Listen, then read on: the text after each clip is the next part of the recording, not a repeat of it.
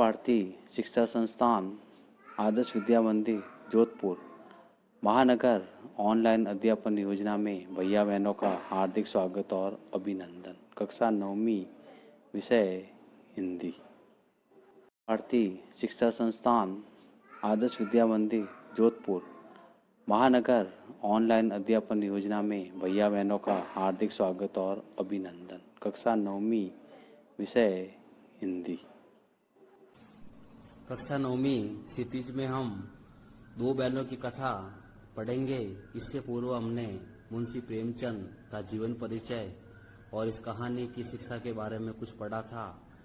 आइए आज हम शुरू करते हैं दो बैलों की कथा, जिसमें दो बैलों के बारे में बताया जाता है।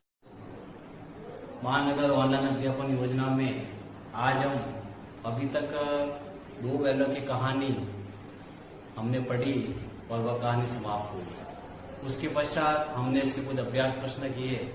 उसी के अंतर्गत आज हम उसी से संबंधित कुछ व्याकरण के प्रश्न समझने का प्रयास करेंगे, जानने की कोशिश करेंगे।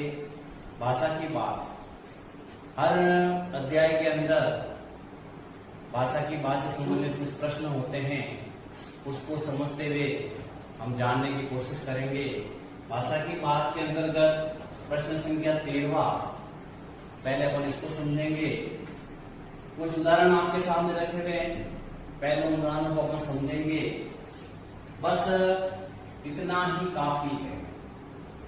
दूसरा उदाहरण है, फिर मैं भी जोर लगाता हूं। इन दोनों वाक्यों के अंदर बीच में मध्य में शब्द आया हुआ है ही और भी। ये दोनों ही शब्द जो है निपात कहलाते हैं। निपात किसी भी वाक्य के अंदर जब लग जाता है तो वह उस वाक्य को जोड़ देने का काम, उसको समझाने का काम, उसको सही सार्थक साबित करने का काम करते हैं। ही और भी किसी भी वाक्य में जोड़ देने का काम कर रहे हैं, उसे बल देने का काम कर रहे हैं। ऐसे शब्दों को निपात कहते हैं। किसी भी वाक्य की सार्थकता, उसको मजबूती प्रदान करने के लिए कि वह काम हुआ ही है, ये निश्चितता बताने के लिए ही और भी जैसे निपातों का प्रयोग किया जाता है। कुछ उदाहरण आपके सामने हैं जो उसी कहानी में से, दो बैलों की कथा में से लिए गए हैं। अपन उन उदाहरणों को समझेंगे। सबसे पहले ही का उदाहरण, दोनों साथ में उड़ते, साथ नांद में मुंह डालते और साथ ही बैठते थे। ये निपात बीच में आया है, जो इस वाक्य को सार्थकता प्रदान कर रहा है कि वह कार्य हुआ ही था। एक ही विजय ने उसे संसार की सभ्य जातियों में गण्य बना दिया।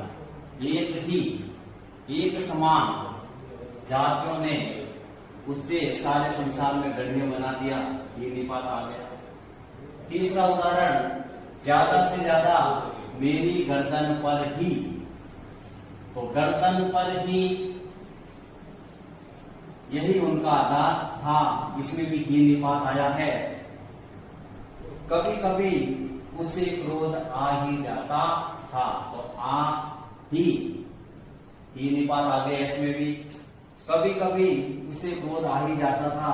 उसके बाद भी निपात के उदाहरण देखिए। उसके चेहरे पर असंतोष की छाया भी न दिखाई देती थी, इसमें भी निपात का प्रयोग हुआ है। इसके अलावा कुछ ही और भी निपात के उदाहरण अपन जो है पाठ में से देखेंगे और उन उदाहरणों को लिखने का प्रयास करेंगे। तो ही और भी निपात, इन दोनों का प्रयोग करते हुए 5-5 वाक्य अपने को बनाने हैं। इसके बाद प्रश्न संख्या 14, जितने शब्द होते हैं उन शब्दों से किसी न किसी वाक्य का निर्माण होता है और शब्दों की सार्थकता, शब्द अगर सार्थक रूप प्रकट करते हैं तो वह एक वाक्य बन जाता है। रचना के आधार पर वाक्य भेद बताने हैं तथा उपवाक्य छांटकर उसके भेद भी अपने को बताने हैं। शब्दों का सार्थक समूह या अपन कह सकते हैं कि वे शब्द जो वाक्य के अर्थ को पूर्ण रूप से प्रकट करते हैं, ऐसे शब्दों के समूह को अपन वाक्य कहते हैं। जैसे मैं जा रहा हूं, मैं यानी करता, मैं काम कर रहा हूं जाने का, तो जाने का भाव उसके अंदर प्रकट हो रहा है, तो यह एक शब्दों का सार्थक समूह बन गया, जिसको अपन वाक्य कहते हैं। उसी के आधार पर वाक्य के भेद निर्धारित किए हुए, क्रिया के आधार पर, काम के आधार पर, अर्थ के आधार पर और रचना के आधार पर। रचना के आधार पर जो अपन इस पाठ से संबंधित है, अपन उसी को पहले समझने का प्रयास करेंगे, ताकि हमको वाक्य की रचना, वाक्य के भेद समझ में आ सके। रचना के आधार पर वाक्य के 3 भेद होते हैं। सरल वाक्य, जिस वाक्य में एक ही उद्देश्य, एक ही कर्ता होता है, वह एक ही विधेय, एक ही क्रिया। उद्देश्य का मतलब काम को करने वाला यानी कर्ता, और विधेय का अर्थ होता है क्रिया, जो काम को कर रहा है। सरल वाक्य में कर्ता और क्रिया के अलावा और कुछ भी नहीं होता है। जैसे मैं पढ़ रहा हूं, तो मैं कर्ता, पढ़ना क्रिया। उसी तरीके से एक उदाहरण मैंने यहाँ पे लिखा है, मैं जाता हूं, तो कर्ता और क्रिया के अलावा सरल वाक्य में और कुछ भी नहीं होता है। दूसरा उदाहरण है मिश्र वाक्य। 2 वाक्य, जिस वाक्य में एक मुख्य वाक्य होता है, दूसरा उपवाक्य होता है, जो कि उसके सारे टिका हुआ रहता है, उससे जुड़ा हुआ रहता है। जिस वाक्य में एक प्रधान वाक्य हो तथा अन्य उपवाक्य हो, वाक्यों के मध्य 2 शब्द जो कि उन वाक्यों को जोड़ने का काम करते हैं, जैसे चूंकि, क्योंकि, जब, तब, अर्थात, यदि, तो, ताकि। ये सारे शब्द जब किसी एक वाक्य के समाप्त होने के बाद दूसरे वाक्य से पहले जुड़ जाते हैं, तो वे कहलाते हैं मिश्र वाक्य। वे मेरे घर आएंगे, पहला वाक्य समाप्त हुआ। अब क्यों आएंगे? क्योंकि शब्द इसके पीछे जुड़ गए आगे। वे मेरे घर आएंगे क्योंकि उन्हें जोधपुर शहर घूमना है। मुझे आज घर जल्दी जाना है क्योंकि मेरे घर पर काम है। तो क्योंकि शब्द जब जुड़ जाता है तो एक अन्य दूसरा वाक्य वहां पे जुड़ जाता है। तो ये सारे शब्द चूंकि, क्योंकि, जब, तब, अर्थात, यदि, तो और ताकि, जब ये शब्द जुड़ जाते हैं तो मिश्र वाक्य बन जाता है। तीसरा इसका भेद है वाक्य का, वह है संयुक्त वाक्य। जहां पे 2 वाक्य जब आपस में जुड़ते हैं, एक साधारण वाक्य अपन कह सकते हैं, एक प्रधान उपवाक्य कह सकते हैं, या संयोजक शब्द जो उन वाक्यों को जोड़ने का काम कर रहा है, जैसे तथा, एवं, परंतु, लेकिन।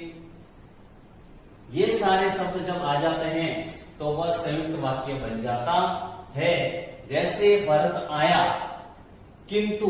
अब मिश्र वाक्य में और संयुक्त वाक्य में अंतर यही होता है कि इसमें क्योंकि, जब, तब आदि शब्द जुड़ते हैं। संयुक्त वाक्य के अंदर भरत आया किंतु भूपेंद्र चला गया। तो ये सारे शब्द जब उसके साथ जुड़ जाते हैं तो वह संयुक्त वाक्य बन जाता है। संयुक्त वाक्य जैसे इसी पाठ से संबंधित देखिए, इसी पाठ के कुछ उदाहरण जिसके अंदर हम लोग को वाक्य भेद बताना है, साथ में उपवाक्य का भेद भी बताना है। जैसे दीवार का गिरना था कि अधमरे से सभी जानवर चेत उठे। दीवार का गिरना था, फिर शब्द आ गया कि, 2 वाक्य को जोड़ रहा है, तो ये हो गया संयुक्त वाक्य। अगर ये की शब्द जो इन दोनों वाक्य को जोड़ने का काम कर रहा है तो संयुक्त वाक्य हो गया। इसके बाद बारी आती है उपवाक्य। इसके अंदर गिरना था कि अधमरे से सभी जानवर जो शब्द आ गया संज्ञा, तो ये हो गया संज्ञा उपवाक्य। उपवाक्य हो गया संज्ञा, वाक्य का भेद हो गया संयुक्त वाक्य। दूसरा उदाहरण देखिए, सहसा एक दड़ियल आदमी आया जिसकी शब्द आ गया, तो यह भी संयुक्त शब्द हो गया, संयुक्त वाक्य हो गया। जिसकी आंखें लाल थी और मुद्रा अत्यंत कठोर आया, अत्यंत कठोर, अत्यंत कठोर, तो विशेषण हो गया। कठोर कैसा है? अत्यंत, तो विशेषता बता रहा है अत्यंत कठोर, आंखें लाल, ये सारी विशेषताएं बताई जा रही है, तो उपवाक्य हो गया विशेषण। तीसरा वाक्य था हीरा ने कहा, पहला वाक्य समाप्त हुआ।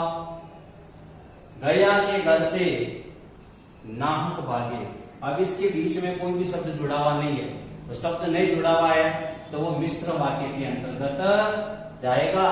हीरा ने कहा गया के घर से नाहक भागे, गया के घर से, गया हो गया संज्ञा शब्द, तो उपवाक्य हो गया संज्ञा। चौथा उदाहरण देखिए, घ, मैं बेचूंगा तो बिकेंगे, मैं बेचूंगा तो बिकेंगे, तो शब्द इन दोनों वाक्यों को जोड़ने का काम कर रहा है। मिश्रित वाक्य है इसलिए हो गया मिश्र वाक्य। बिकेंगे क्रिया विशेषण, तो बिकेंगे यानी क्रिया की विशेषता आ रही है, तो क्रिया पर इसको कह सकते हैं और विशेषण भी साथ में है।